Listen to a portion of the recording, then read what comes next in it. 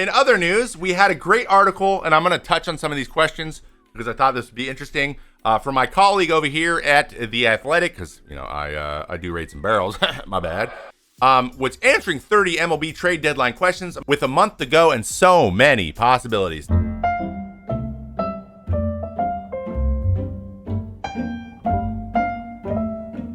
Now, I like JB, Jim Bowden, for my trade stuff because he knows about all the prospects and I don't. So I'm going to touch on a couple of these and just give my opinions of what I think is going to happen. I apologize. I'm a little bit apathetic towards the trade deadline. There's too many people making excuses about it being slow. Too many comments from GMs saying, well, I don't know. No one's really making anyone available.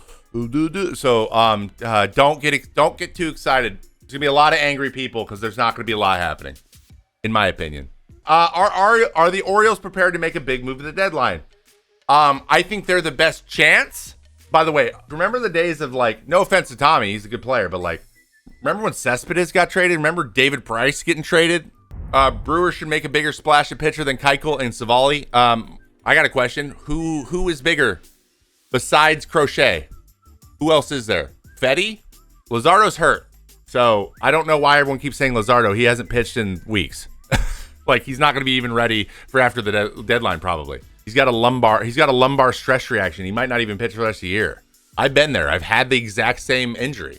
It sucks. So I don't know about the Orioles and picking somebody up because it depends on who's available. Now, there's just too many teams on the cusp, man. Like, Severino would be a great one, but they might not trade him. I think Jack Flaherty's probably gone. I think he's probably one of the better ones going to be on the block. Maybe Cal Quantrill.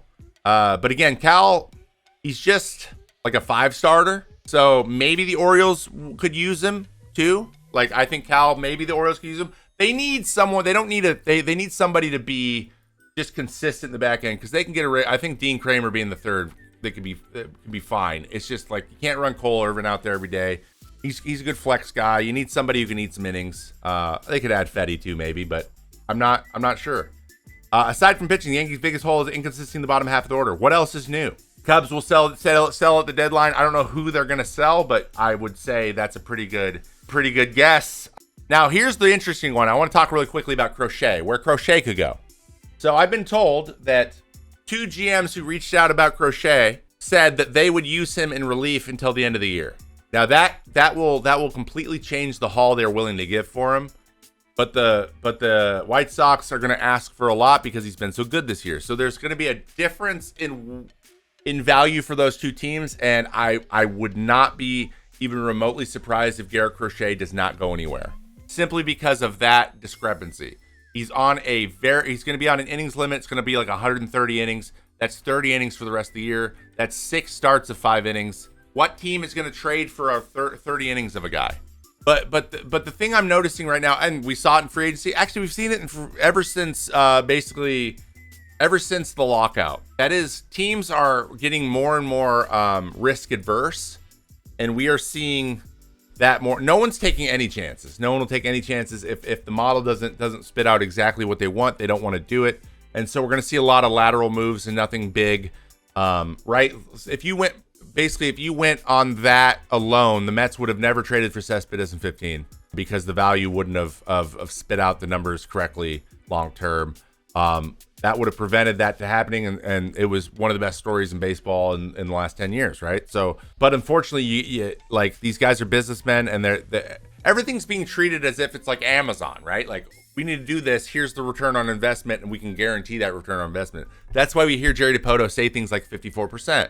That is how these conversations are happening at the high levels, which is good and bad, right? You don't want your teams making dumbass decisions where you hamstring your team for 10 years because you spent way too much money on one guy, kind of like, Pujols or whatever, right? Nothing ever cool is going to ever happen either.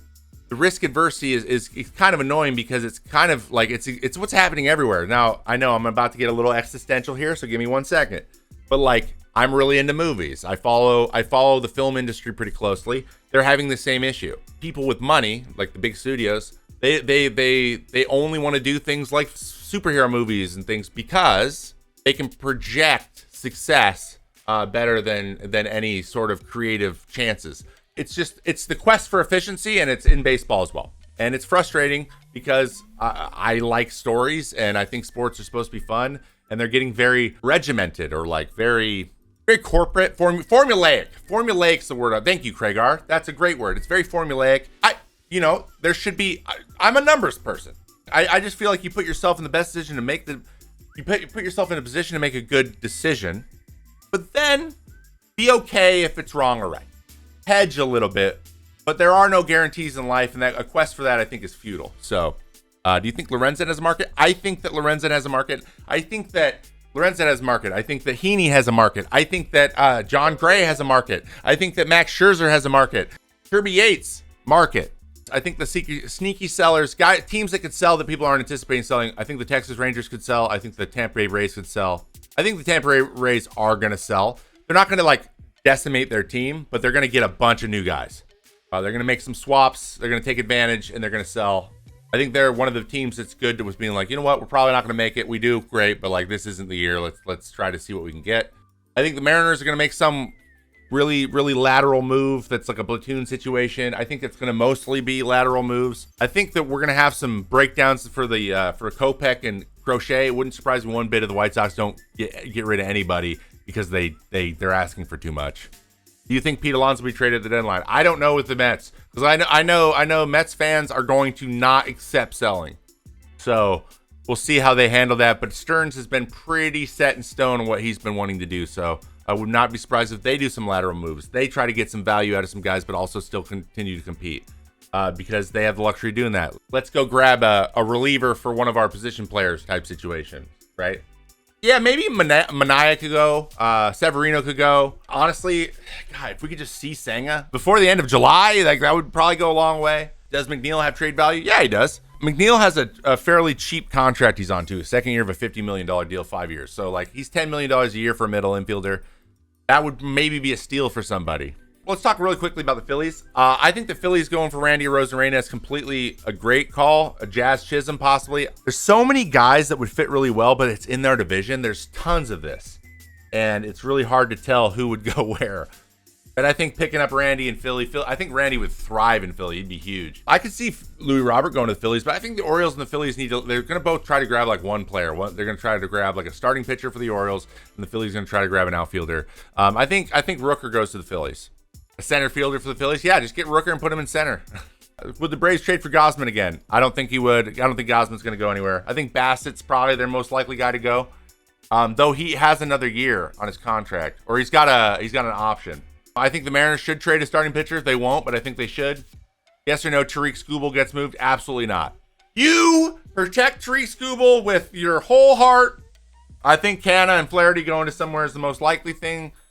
I don't think the Giants are going to buy either. I wouldn't be surprised if Conforto goes or something. There's a lot of outfielder needs. I think the Giants could get something for Conforto. Orioles need a reliever too. Yeah, everyone needs a reliever all the time. But again, the best ones are going to be Yimi Garcia and Chad Green. Those two guys are probably not going to go in their division. They're probably just not going to give them to the Orioles. Flaherty with the Cardinals, possibly. That's a very Cardinals move. I could see them grabbing Canna and Flaherty. The Guardians probably need a little bit of starting pitching, so trading Gavin Williams, they better get Crochet. Ooh, Reds getting rid of Jonathan India. I think that's completely possible. Vladimir Guerrero Jr. would be huge. Please don't give him to the Astros. Just don't give him the Astros. I could see the Astros making a trade for a first baseman, even though Dubon has been doing a very good job of playing every position. I think the Rangers should sell. Honestly, I'm cheering for the Rangers to sell because we need someone else to sell. Mike Trout's not going anywhere. Art Moreno doesn't know what he's doing, guys. I'm never going to think the Angels are going to do anything savvy, and that's not their GM or their front office's fault. That's their owner's fault. Goldie to the Astros? Oof. Oof. Frickin' oof. No, thank you. Please no. This is a tough one. Also, this is my first time doing this. Getting into the trade deadline, this shit is crazy. Someone mentioned possibly if the Phillies pick up an outfielder, they DFA Witt, or they trade Witt. But if Witt becomes available, I think him going to the Yankees might be good. Mason Miller ain't going nowhere, I told you. I think Paul Blackburn should be talked about for a trade. Brent Rooker. Miguel Andujar has not been talked about. He's batting 306 with almost an 800 OPS. Being a utility guy, Andujar might be a guy. Rengifo might be a utility guy people will pick up. He's hit pretty well this year, or was when I checked a couple weeks ago. They should sell. They should be able to get a lot for Rooker. At this point, I think Rook he has an 870 something, 878 OPS this year. He had over 800 OPS last year. I think it's the real deal at this point. He's hit 15 homers. He had 30 last year, or he's at 18 homers. Like, he's on pace for another 30 plus year. That's kind of the trade deadline news. I just wanted to touch on that real quick. And by real quick, I mean for 20 minutes.